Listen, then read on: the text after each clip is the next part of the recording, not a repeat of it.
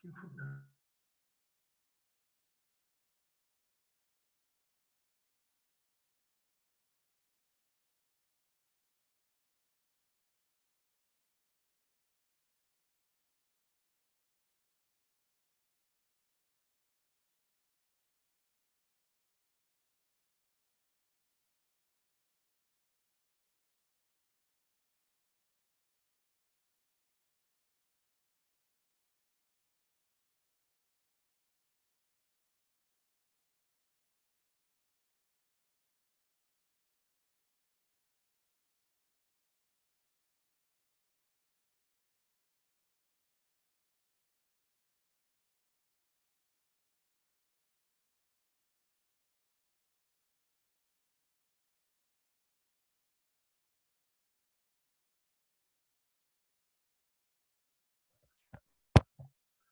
Bonjour.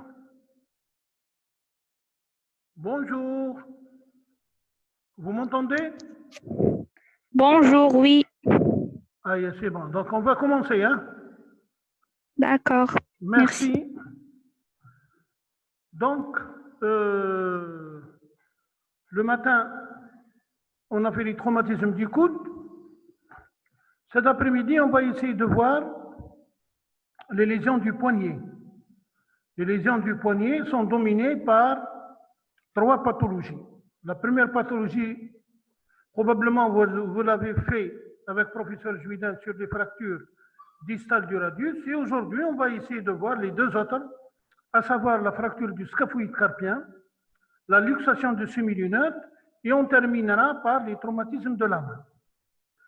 Donc, pour ce qui est des fractures du scaphoïde carpien, c'est la lésion la plus fréquente des os du carpe.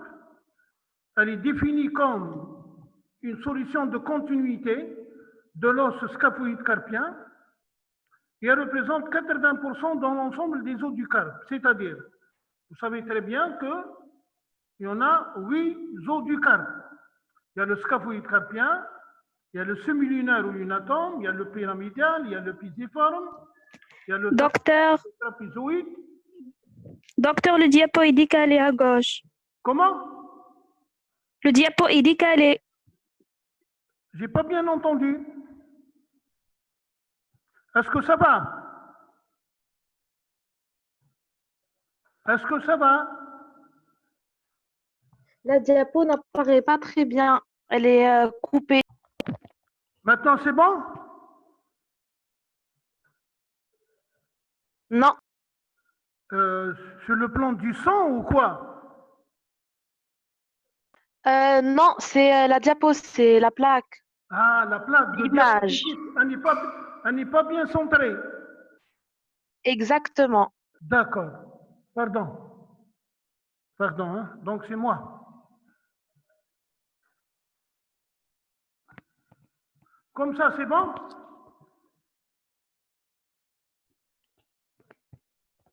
Est-ce que la plaque, elle est bien maintenant? Non, pas Non, encore. pas encore. Alors, je vais appeler l'appariteur. Patientez. D'accord.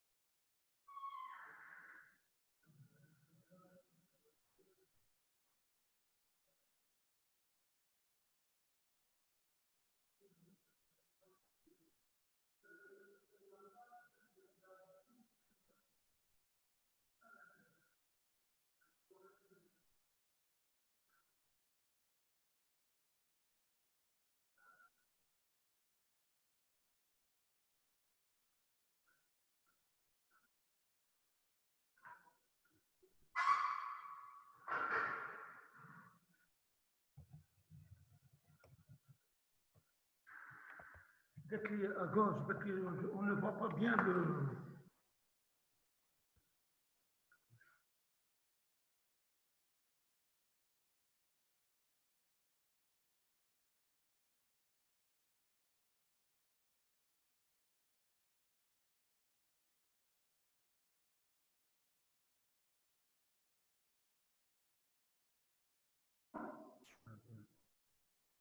Maintenant, c'est bon.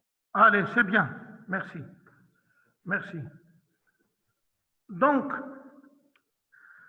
j'ai dit que sur l'ensemble des 8 os du carpe, c'est le scaphoïde, c'est l'os le plus externe de la première rangée qui se fracture. La complication la plus fréquente de ce petit osselet-là, c'est la pseudarthrose, c'est-à-dire, on va voir pourquoi il fait la pseudarthrose, parce que et la nécrose avasculaire, c'est-à-dire la nécrose comme une carie dentaire. Donc, afin d'éviter ces deux complications de cet os-là, il faut faire un diagnostic précoce et le traitement doit être complet et correct. Si on a une fracture du scaphoïde carpien aux urgences, on doit faire tous les moyens, je dis bien tous les moyens, pour faire le diagnostic afin d'entamer un traitement complet et correct. C'est la raison pour laquelle qu'il y a maintenant, dans les pays qui sont riches, d'emblée, si la radio n'est pas parlante, les gens vont directement faire une IRM. Donc, on va faire un petit rappel anatomique. Donc, le carpe est constitué de 8 os du carpe, première rangée, deuxième rangée. La première particularité de ce rappel anatomique, c'est que le scaphoïde est à cheval sur les deux rangées, c'est-à-dire il appartient à la première rangée parce qu'il est attenant au lunatome au semi-lunaire et il appartient aussi à la deuxième rangée parce que vous le voyez très bien qu'il s'articule avec le trapèze et les trapézoïdes. Donc, ce scaphoïde carpien, si vous voulez, il appartient aux deux rangées.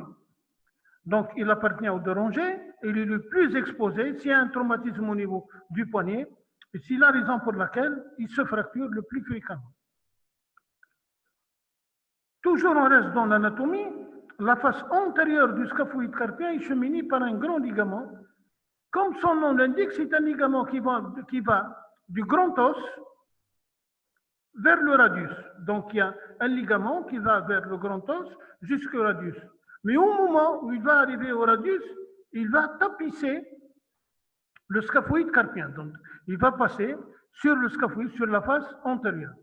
Ce ligament est mobilisé à chaque mouvement. Lorsqu'on fait des mouvements de pronosupination, ce mouvement-là, on peut le mobiliser. Donc, en cas de fracture du scaphoïde carpien, ce mouvement-là, si le mouvement de pronosupination n'est pas bloqué, on risque de faire redéplacer la fracture. C'est la raison pour laquelle maintenant, devant toute fracture du scaphoïde carpien, il faut faire un plâtre BABP, c'est-à-dire un plâtre qui va bloquer le coude et qui va bloquer le poignet. Il y a beaucoup des écoles qui disent non, on doit faire un gant plâtré, c'est-à-dire un plâtre qui prend la main et l'avant-bras. Non, c'est un plâtre qui prend la main, l'avant-bras et le bras. Le coude doit être immobilisé à cause de ce fragment. Ça, c'est la première particularité. La deuxième particularité de scaphoïde carpien, il a une vascularisation de type termino-terminal. C'est quoi termino-terminal? Termino-terminal, c'est-à-dire que chaque zone, chaque secteur du scaphoïde carpien est vascularisé par des petites artérioles. Et il n'y a pas de système de suppliance. Prenons quelques exemples. Par exemple, le thalamus, c'est-à-dire le calcaneum. Le calcaneum, il est richement vascularisé. Dans chaque secteur du calcaneum, il y a plusieurs vaisseaux. Donc, s'il y a des vaisseaux qui vont être lésés, être rompus en cas de fracture, il y a d'autres qui vont le lever. Le scaphoïde, il n'a pas ça. Chaque secteur a une artériole. Donc, on a le scaphoïde carpien qui a une vascularisation de type termino-terminal. On a la tête humérale, la tête de l'humérus et la tête fémorale et l'astragale. L'astragale aussi a ce type de vascularisation. Donc, l'artère nourricière, dans chaque os, il y a une artère.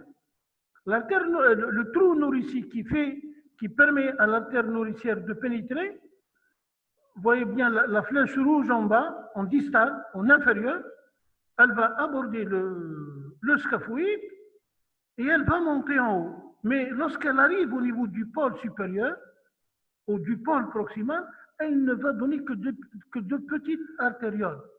Et c'est la raison pour laquelle que toutes les fractures du pôle proximal on doit faire attention parce que c'est des fractures qui ne peuvent pas consolider parce que le sang, il leur arrive peu de sang, pas comme la partie moyenne et la partie distale. Et c'est la raison pour laquelle il y a cette fameuse complication de pseudarthrose et nécrose. Et en particulier lorsque la fracture, elle survient au niveau du pôle proximal. Troisième particularité, toujours dans le rappel anatomique, le scaphoïde est complètement couvert de cartilage. C'est-à-dire, vous avez bien vu que le scaphoïde carpien, il s'articule avec le radius, il s'articule avec le lunatome, il s'articule avec le grand os, il s'articule avec le trapèze et trapézoïde. Donc, il est tout entouré de facettes articulaires. Il n'y a pas d'insertion musculaire au niveau du scaphoïde carpien. C'est la raison pour laquelle, que lorsqu'il y a une fracture du scaphoïde carpien, la consolidation, elle commence au milieu de l'os, c'est-à-dire au niveau médullaire. Je prends un autre exemple, fracture au niveau de la diaphyse humérale. La consolidation, elle est exhaustée, elle se fait de dehors en dedans. Scaphoïde, non. Elle se fait de dedans en dehors. Et tout défaut de réduction peut aboutir à mauvaise consolidation ou pseudarthrose. Donc ces éléments-là de rappel anatomique doivent nous inciter à faire attention.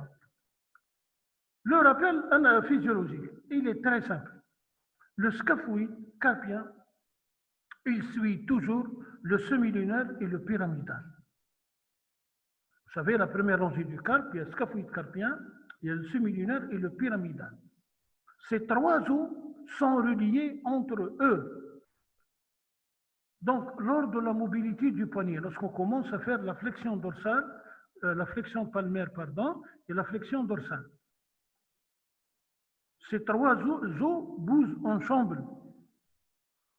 Ils sont reliés par des ligaments, comme son nom l'indique, ligaments scapholunariens, donc entre le scaphoïde carpien et le semi-lunaire, et un ligament pyramidolunaire de l'os pyramidal vers le semi-lunaire. Donc, lorsqu'on fait une flexion dorsale, voilà, on fait une flexion dorsale du poignet et inclinaison radiale. Je remets mon coude en dehors, vers le pouce. Donc, flexion dorsale, inclinaison radiale. Dans ce mouvement-là, le scaphoïde se met en flexion, c'est-à-dire en position couchée. Lorsque le scaphoïde se met en position couchée, il fait fléchir à son tour le semi-lunaire qui à son tour fait fléchir le pyramidal. C'est facile. Si le scaphoïde commence à se coucher, il fait coucher avec lui le semi-lunaire et le pyramidal. Lors de la flexion palmaire et inclinaison cubitale, je répète, tout à l'heure je me suis trompé, c'est la flexion dorsale et inclinaison radiale. Le semi-lunaire se couche, le scaphoïde se couche et fait coucher avec lui le semi-lunaire et le pyramidal. Deuxième position, c'est la flexion palmaire et inclinaison cubitale. Flexion palmaire et inclinaison cubitale.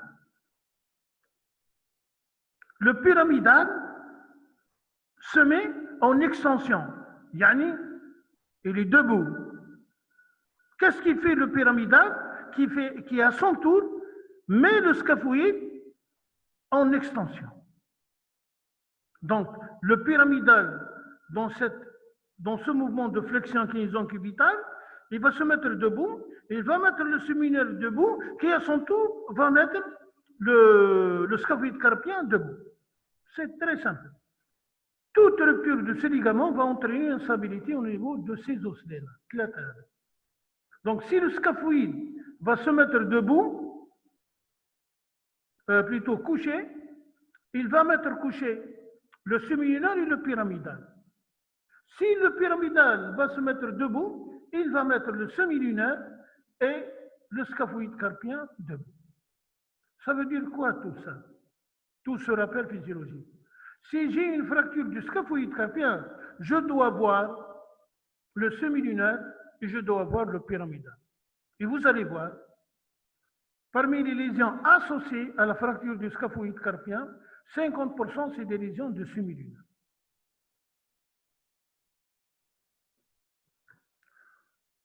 Les étiologies, la cause, c'est cette image-là. C'est la suite sur la paume de la main, sur le talon de la main. Le talon, c'est la région hypoténarienne et ténarienne. La région ténarienne et hypoténarienne. En flexion dorsale, c'est tout le segment de l'avant-bras qui va se mettre en avant. La compression, elle est rare. Et le mécanisme direct, c'est-à-dire un coup de bâton, aussi c'est rare. Retenez, chute sur la paume de la main, poignée en flexion dorsale. Et inclinaison radiale, bien sûr. L'anatomie pathologique. L'anatomie pathologique, il faut que vous reteniez un élément qui est très important. La carte d'identité de la fracture, c'est l'anatomie pathologique. On a une carte d'identité. Fait tous les renseignements. Alors, les renseignements à la fracture, c'est l'anatomie pathologique. Parce que quelqu'un qui va traiter une fracture, il sait l'anatomie pathologique. Toutes les fractures ont une carte d'identité. Et on doit les connaître par cœur. Parce qu'à partir de cette carte d'identité, on va traiter le malade. Le siège de la fracture, dans la majorité des cas, c'est 60% la partie moyenne, à droite et en haut. 20% c'est le tiers supérieur et 10% c'est le tiers inférieur. Alors, ce qui nous intéresse dans ce siège, c'est le pôle proximal, c'est-à-dire le pôle où il y a peu d'artères qui arrivent. Les fractures du pôle proximal, qui elles peuvent évoluer vers la pseudarthrose ou la nécrose.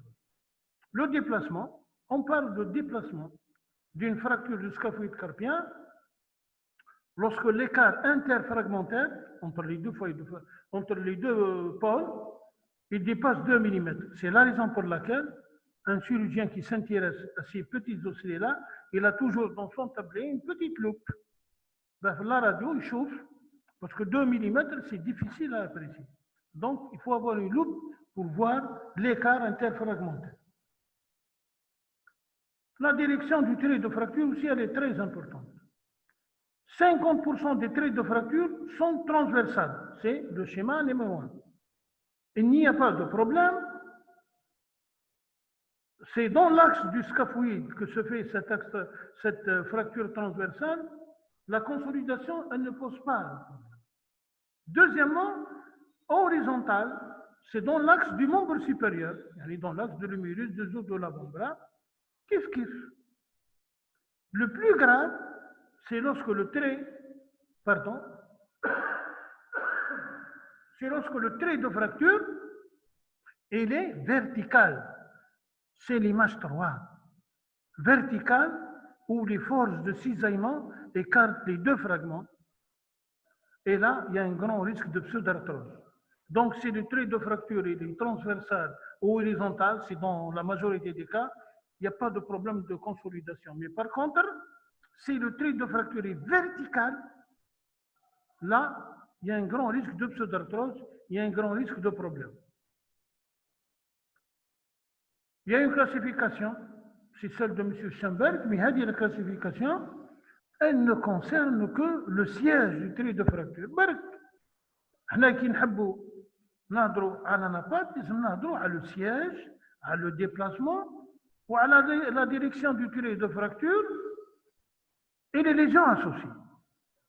C'est une classification suivant le siège de M. Schemberg, c'est un grand chirurgien de l'Est de la France. Maintenant, il est en retraite, qui les a classés en 6 types. Type 1, c'est une fracture polaire supérieure. Type 2, corporeale haute. Dans le type 1 ou le type 2, il y a un grand risque de pseudarthrose. Le type 3, corporeale basse. 4, c'est transtuberculaire, entre les deux tubérosités. 5, c'est le pied du scaphoïde. Ici, c'est le tubercule distal. Cette classification-là, comme je vous l'ai dit, elle n'intéresse que le siège. Attention, quelqu'un, si on lui donne un dossier d'une fracture du scaphoïde carpien, il dit là, c'est une fracture, par exemple, type 4 de Schemberg. Donc pour nous, c'est transtuberculaire. Mais c'est faux. Il n'a pas répondu à la question. Anapath, si tu dois parler du siège, de l'aspect du trait de fracture, du déplacement et des lésions associées. لازم يكونوا هادو les 4 éléments à la carte d'identité.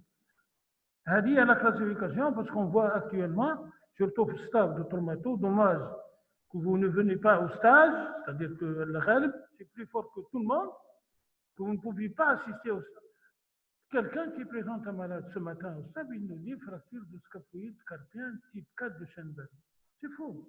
C'est le siège. Dis-nous quel est l'aspect du trait de fracture.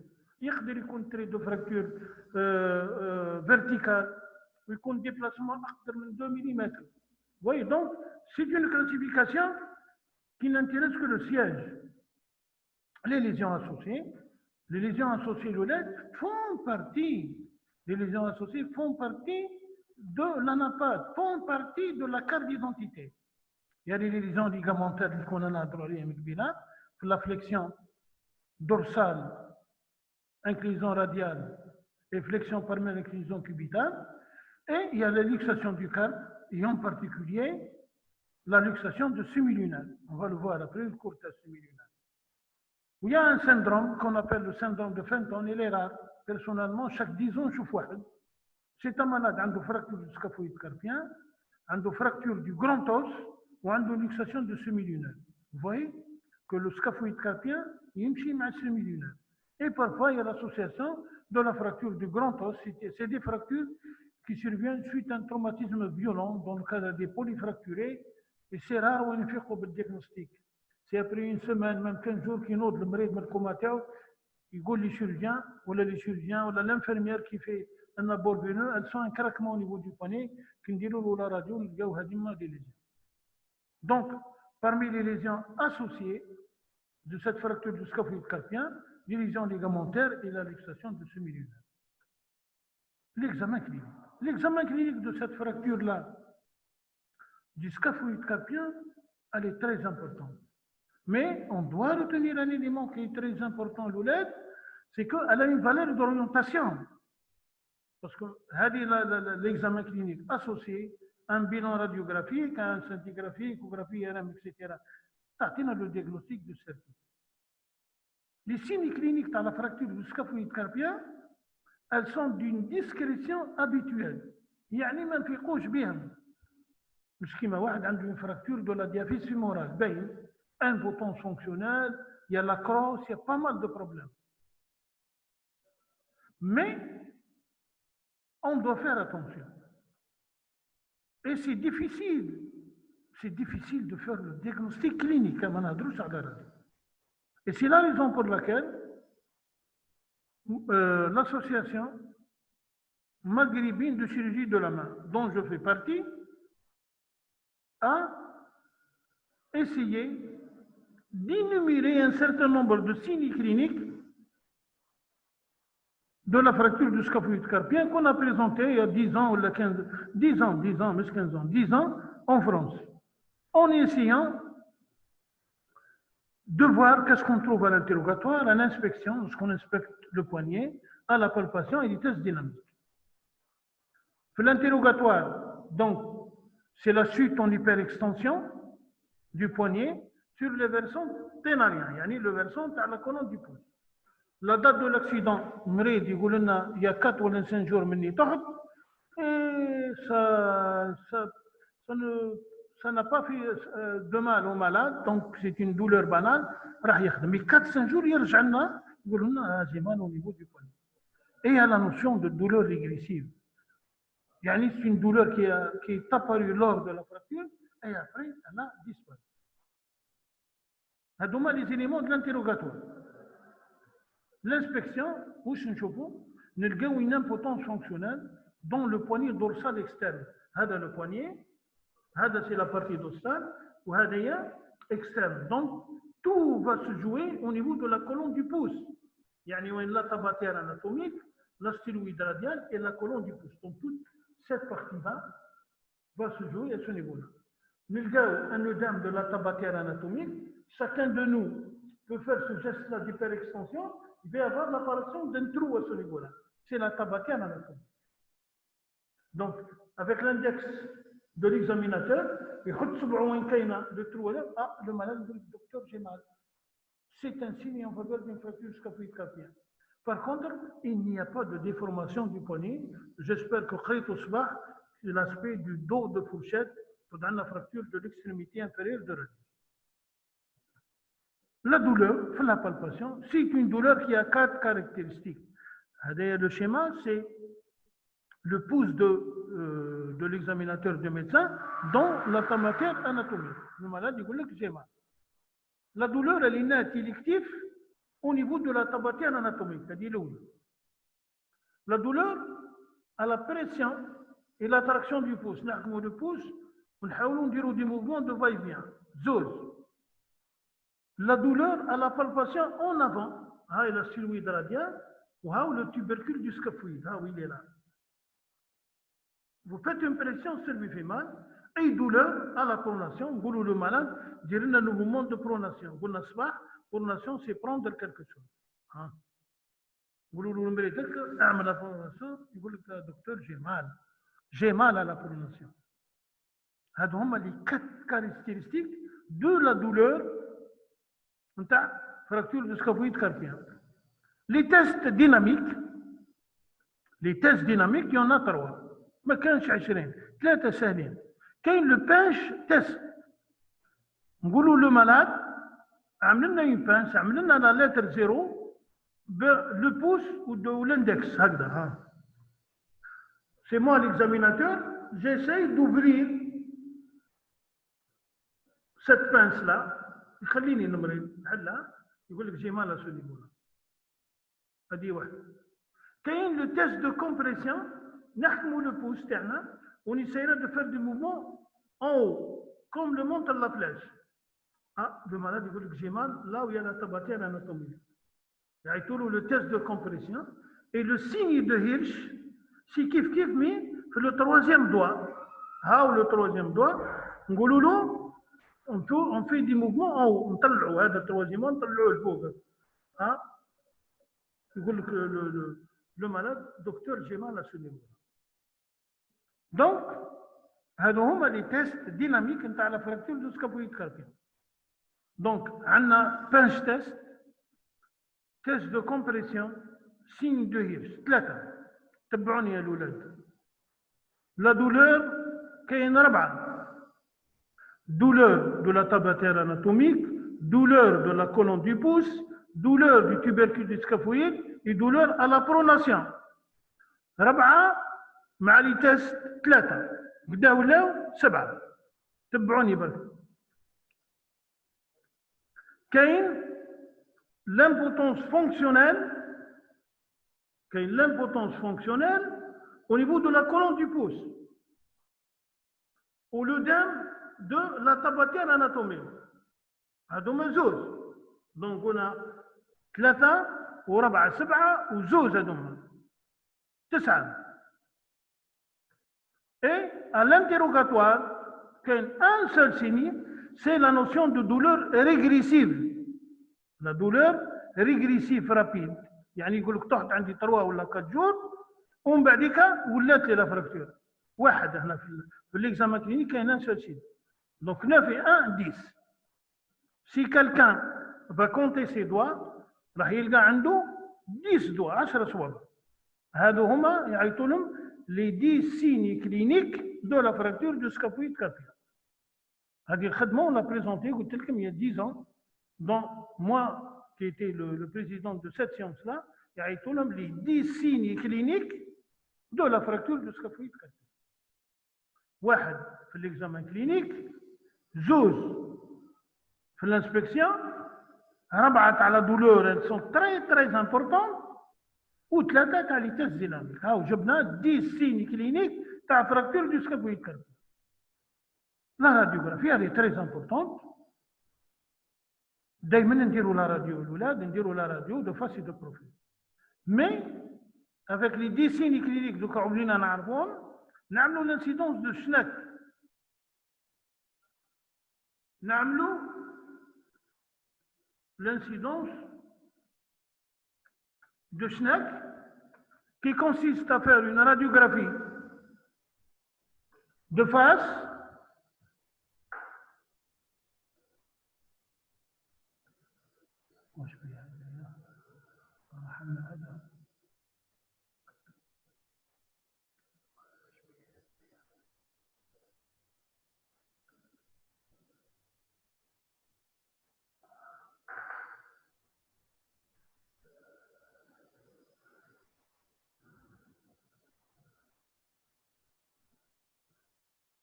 C'est bon, vous m'entendez?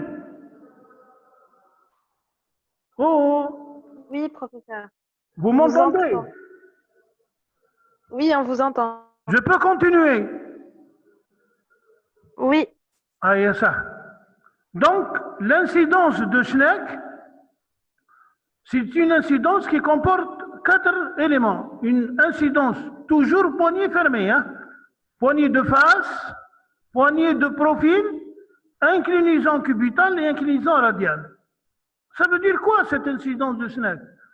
C'est-à-dire, on va voir le scaphoïde carpien dans 360 degrés. Et c'est la radio où on ne peut pas passer à côté de la fracture. Il y a une autre incidence que je fais actuellement, c'est l'incidence en inclinaison cubitale. Avec un arrondissement aussi, elle peut nous rendre un grand service. Et finalement, la tomodensitométrie. Si on veut être plus pratique, on n'a pas, la TDM, le scanner, ما لقيناش باه نديرو pour les traumatismes crâniens. غدو يروح واحد منا les radiologues pour leur dire عملوا لنا un scanner يقول لك احنا ما عندنا scanner السكافويد. Donc on essaiera de faire l'incidence, la radio normale bien sûr, l'incidence de Schneck et l'inclinaison cubitale. Et ces 3 éléments vont suffire pour avoir le diagnostic.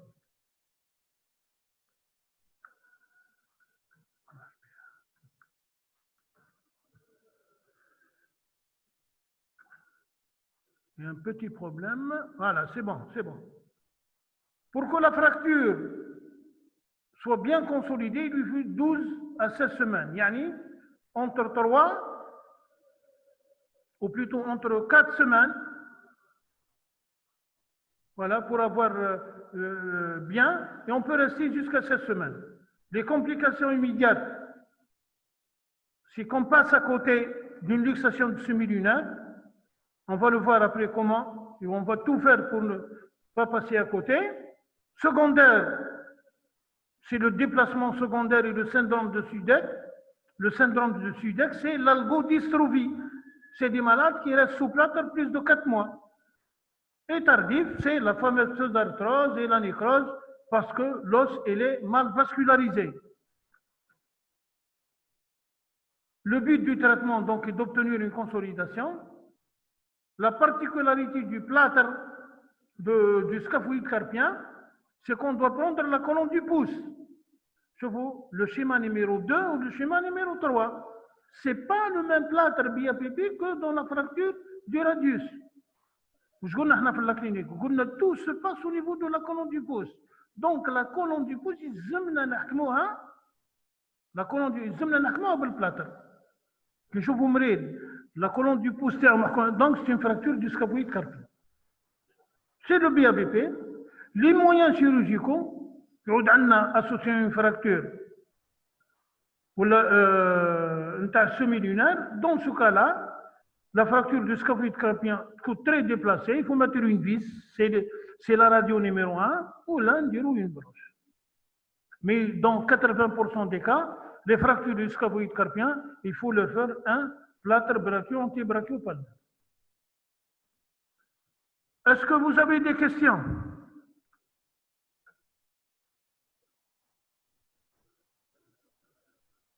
Louled, vous m'entendez?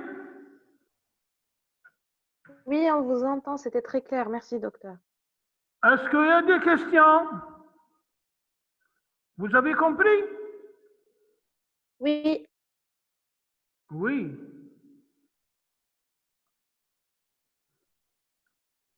Est-ce qu'il y a des questions sur la fracture du scaphoïde carpien?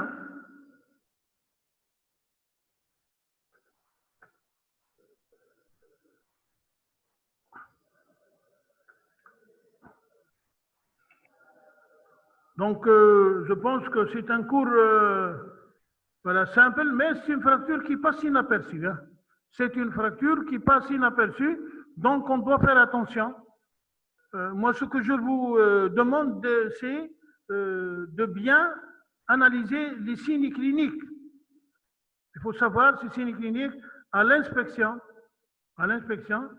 à la palpation et surtout les tests dynamiques.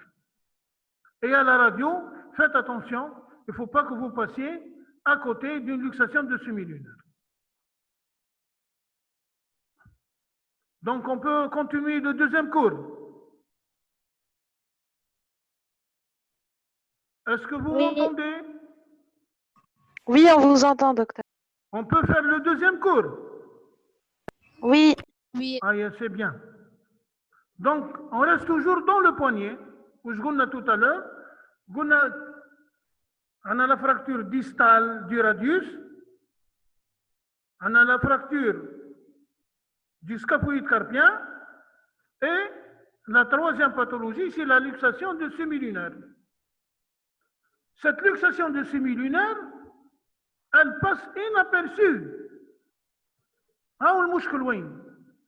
Elle passe inaperçue. C'est la bête noire des chirurgiens orthopédistes. Et c'est la bête noire des médecins généralistes qui travaillent aux urgences. Et vous savez pourquoi? C'est parce qu'ils ne savent pas interpréter une radiographie de poignet de profil. J'ai dit bien de profil. Sur 10 médecins généralistes, je dis bien 10 médecins généralistes, il n'y en a que 3 qui savent interpréter une radiographie de profil du poignet. C'est grave. Moi, je vais vous raconter une histoire d'un patient âgé de 56 ans qui avait une luxation de semi-lunaire. Il a été diagnostiqué chez nous. On l'a pris pour une fracture de l'extrémité inférieure du radius. On l'a envoyé après 2 mois de plâtre en rééducation. Il a fait 1 mois de rééducation. Heureusement, lorsqu'on l'a envoyé à la caisse, il y a un médecin de conseil de la classe. En lui enlevant le plâtre, il a constaté la luxation de semi-lunaire qui datait à peu près de 3 mois et demi. Il nous l'a envoyé. Donc, il faut faire attention. Bien. Les luxations rétrolunaires du carpe sont définies comme un déplacement permanent. Un déplacement du carpe en arrière de semi-lunaire. Donc, c'est un jeu. Je dis bien, c'est un jeu entre le semi-lunaire et tous les autres du carpe. Le semi-lunaire va se mettre en avant et tous les autres du carpe vont se mettre en arrière. Elle touche particulièrement le sisu jeune, actif. Et ces luxations du carpe passent inaperçues dans un tiers des cas. Dans le monde entier, c'est pas un number, dans le monde entier, j'assiste à peu près chaque année au congrès de chirurgie de la main européen, c'est toujours le 1 tiers, 30%, 25%, 24% de l'ensemble. La complication la plus fréquente de ces luxations-là est la nécrose ischémique. Il n'y a pas de pseudarthrose, c'est la nécrose, c'est la mort de l'os. Pourquoi? Parce que cet os-là, s'il se luxe, il va faire rompre ces deux, je dis bien, ces deux ligaments, on les appelle le frein antérieur et postérieur, et c'est eux qui sont les nourriciers de cet os-là. Donc, et le traitement de la luxation est chirurgical. C'est une urgence. J'aimerais à 3 heures du matin, et je me dis, le mécanisme il est indirect. Le plus fréquent, c'est comme le scaphoïde carpien, c'est l'hyperextension du poignet avec inclinaison cubitale, mais il peut aussi y avoir l'image